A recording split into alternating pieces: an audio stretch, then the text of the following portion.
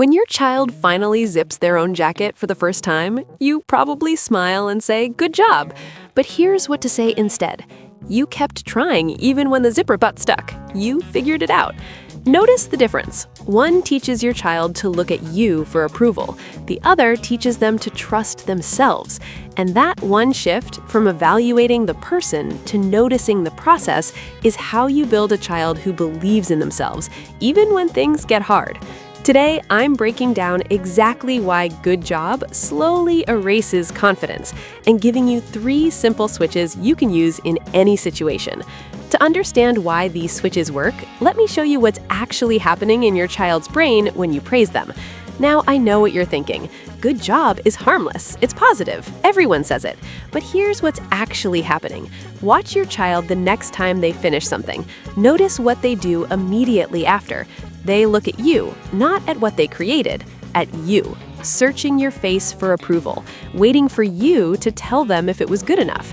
Now, it's normal for them to want to share a moment with you, but when they check your face for a verdict before they even feel their own pride, that's the trap. Because good job teaches your child to ask, "Did I do it right? Am I good enough?" Not, "Do I like what I made? Am I proud of this?" You're accidentally creating a child who needs your permission to feel proud, who measures their worth by your reaction. And if that pattern continues, here's where it leads. A child who won't try out for the team because they might not make it. A teenager who doesn't raise their hand in class because they might be wrong. An adult who stays in a job they hate because changing careers feels too risky. All because of 2 words you said when they were 3. But you can change that pattern, starting today. Here's why this happens. So here's what developmental neuroscience shows us about your child's brain. Every time your child accomplishes something and you immediately praise them, their brain releases dopamine, that feel-good chemical that signals this is rewarding. But here's the crucial part. Dopamine teaches the brain, do that again to get the reward. And right now, the reward isn't the accomplishment. The reward is your approval. Over time, their brain learns the reward isn't the thing I did. The reward is making my parents smile. This creates extrinsic motivation. They're driven by external rewards, your praise, your evaluation, and it crowds out intrinsic motivation, the internal drive to do something because it feels meaningful or challenging to them. When that happens, your child starts to avoid challenges because if they might fail, they might lose your approval, and losing your approval feels like losing their worth. But here's the good news. The praise we think is harmless is actually shaping how they see themselves, and we can reshape it. Here's your framework, the 3 switches, 3 simple shifts that work in any situation. Let me show you. Switch 1, notice specifics. Here's what that means. Instead of "good job," describe exactly what you see. You stacked every block so carefully, and you put the biggest ones on the bottom. You used 3 different colors in your drawing. You remembered to put your shoes by the door. This shows your child you're paying attention, really paying attention, and it helps them notice their own actions. That awareness builds self-trust. Switch 2, name the effort. Here's how you do that. Point out what they did, not what they are. I saw you kept trying even when it got tricky. You thought about that problem for a while before you figured it out. You didn't give up when the first way didn't work. This teaches your child that their effort matters just as much as or more than the outcome, that persistence is valuable, that struggling is part of learning, not a sign of failure. Switch 3, return ownership. This one's the most powerful. Instead of telling them how you feel about their work, ask them how they feel. How do you feel about what you built? Are you happy with how that turned out? What was your favorite part? This is the most important switch because this is where you hand the power back to your child. You're saying your opinion about your work matters more than mine. And here's how you know it's working. If your child doesn't need your praise to stay proud, if they can look at their work and feel satisfied without checking your face first, you nailed it. Now let me show you what this looks like in real situations, when they accomplish something new. Your 3-year-old uses the potty for the first time. Don't say, "Good job." Say, "You listened to your body and made it to the potty. That took focus." Then ask, "How does that feel?" When they show initiative, your 5-year-old brushes their teeth without being reminded. Don't say, "Good boy." Say, "You remembered on your own. You didn't need me to tell you." When they help out, your child helps you set the table.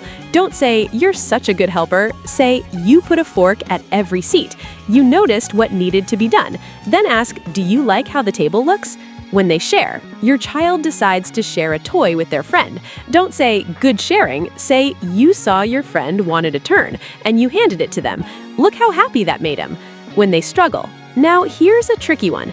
Your child works on a puzzle for 10 minutes and can't get it. They're frustrated. Don't say, "That's okay, good try." Say, "You stayed with that puzzle even when it was hard. Your brain was working the whole time. Do you want to take a break and come back to it, or try a different strategy?" See the difference? You're not rescuing them from the discomfort. You're not praising them to make them feel better. You're reflecting what you see and trusting them to assess their own experience. Remember that moment at the beginning when your child looks at you instead of their work. Switch 3, asking how they feel.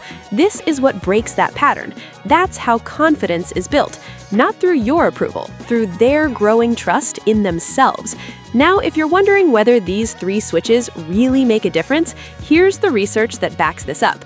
Psychologist Carol Dweck ran a landmark study that demonstrates exactly why this approach works. She gave children a series of logic problems, then praised half for being smart and half for working hard.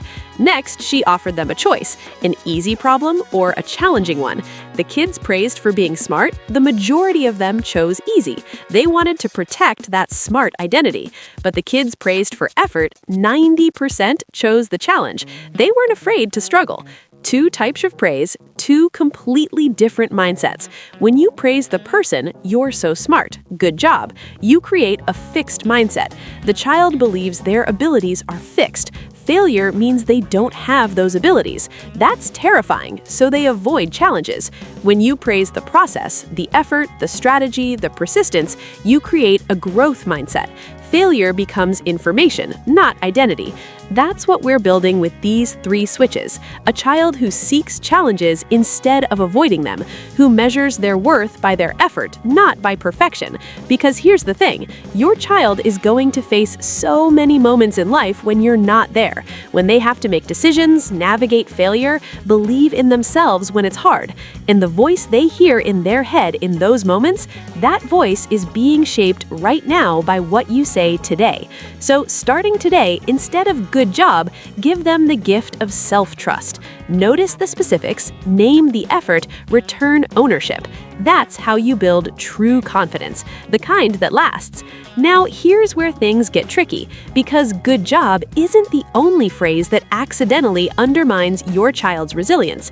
There are 7 everyday phrases that most parents use without realizing they're creating fragility instead of strength. I break down all 7 in this video. Instead of a Click to good watch job, it now. give the gift of self-trust.